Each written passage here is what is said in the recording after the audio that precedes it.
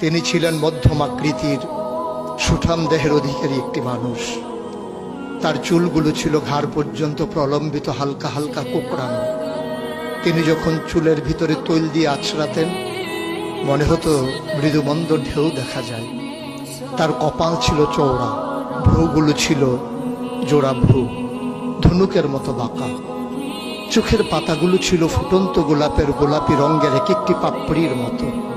তিনি কখনো বা যখন চোখের পলক ফেলতেন মনে হতো মৃদুমন্দ বাতাসে গোলাপ পাপড়ি যেন দোল খাচ্ছে।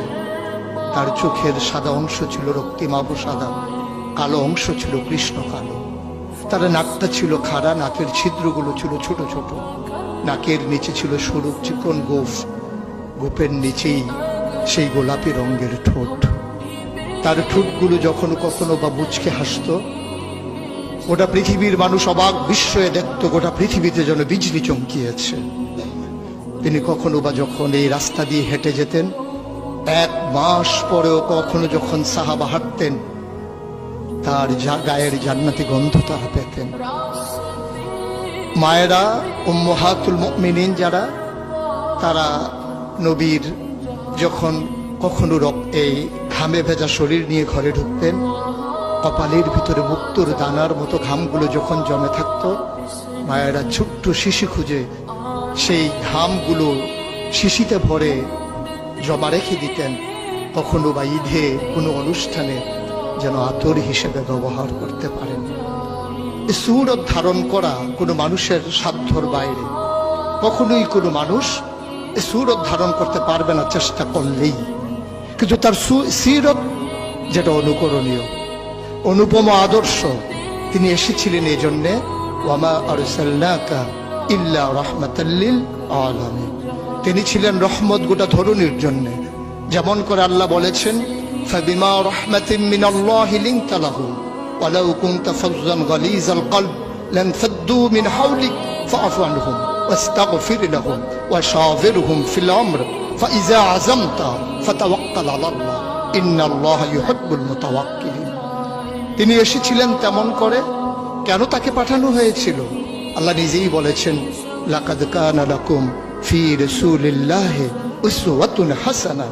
তিনি ছিলেন মডেল, তিনি ছিলেন আইডল, তিনি ছিলেন আইকন, তিনি ছিলেন অনুপম আদর্শ, তিনি ছিলেন উসওয়াতুন হাসানাহ। তিনি গোটা মানব জাতির জন্য সকাল থেকে সন্ধ্যা, রান্নাঘর থেকে সংসদ ভবন, তার জীবনের ব্যক্তি জীবন, পারিবারিক জীবন, সমাজ জীবন, রাষ্ট্রীয় জীবন, অর্থনৈতিক জীবন, ইন্টারন্যাশনাল রিলেশন, সকল ক্ষেত্রে তিনি ছিলেন আদর্শ, তিনি ছিলেন মডেল, তিনি ছিলেন আইকন।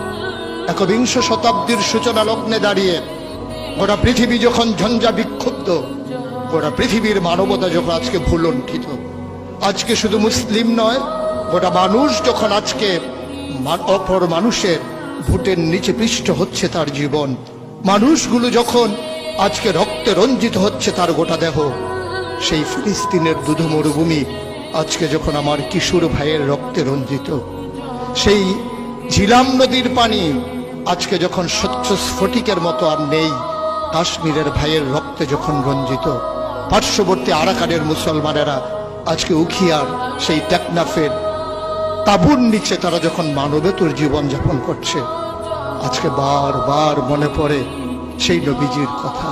তিনি যদি আজকে আসতেন কোনো একটা ভূখণ্ডে, আমরা যদি দৌড়ে দৌড়ে তার কাছে যেতে পারতাম, ওটা মানবতা যদি বলতে পারতাম মুক্তি চাই, স্বাধীনতা চাই, ভোটের নিচ থেকে জীবন চাই, তিনি হয়তো আঁকড়ে ধরে বলতেন এখানেই শান্তি, চলে এসো উদখুলু ফিস সিলমি কাফা, তাহলেই তোমাদের জন্য প্রশান্তি, তাহলেই তোমাদের জন্য মৃত্যুর স্বাভাবিক মৃত্যুর গ্যারান্টি।